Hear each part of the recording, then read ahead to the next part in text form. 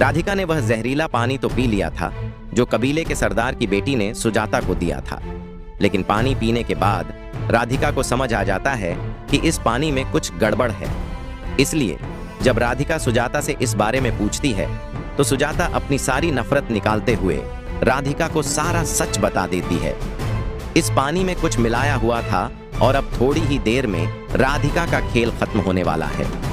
यह सुनकर राधिका को एक बड़ा झटका लगता है और वह सुजाता से कहती है कि आखिर सुजाता राधिका के खिलाफ इतनी बड़ी साजिश कैसे रच सकती है, जबकि राधिका ने तो हर बार उसकी गलतियों पर पर्दा डालकर उसका असली चेहरा घर वालों से छुपाने की कोशिश की और इसीलिए उसने घर वालों को नहीं बताया कि सुजाता ने ही आदिवासियों के कबीले में आग लगाई।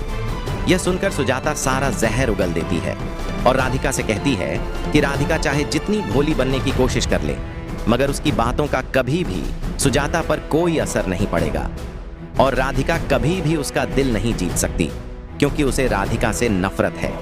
जिसके बाद राधिका पर उस जहरीले पानी का असर होने लगता है और राधिका को चक्कर आने लगते हैं और फिर वह बेहोश हो जाती है।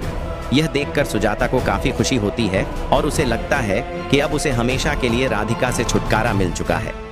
लेकिन सुजाता अभी इस बात से अनजान है कि दिव्यम के रहते हुए उसे कुछ नहीं होने वाला और सुजाता इतनी आसानी से उन दोनों को अलग नहीं कर सकती। जिसके बाद सुजाता सरदार की बेटी से मिलती है और उसे सारी बात बताती है कि उसने राधिका को रास्ते से हटा दिया है। यह सुनकर सरदार की बेटी भी काफी खुश होती है और फिर से दिव्यम पर डोरे डालने लगती है। लेकिन जब दिव्यम को राधिका कहीं नजर नहीं आती तो वह उसे ढूंढते हुए अपने कमरे में पहुंचता है और राधिका को इस हाल में देखकर उसे एक बड़ा झटका लगता है।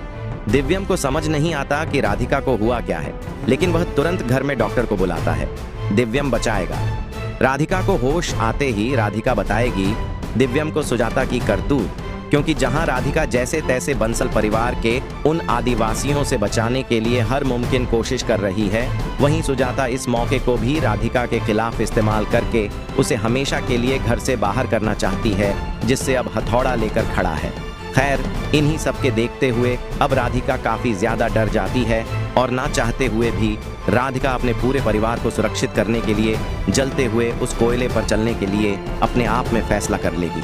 खैर, राधिका आदिवासी के कहा हुआ बात उस जलते हुए कोयले पर चलकर पूरा कर देगी, मगर आगे देखना यह बेहद दिलचस्पी होगा कि इसके आगे अब वह सारा आदिवासी मोहल्ला दिव्यम और राधिका के संग क्या करते हैं। बाकी देखने के लिए दंगल टीवी पर जाएं।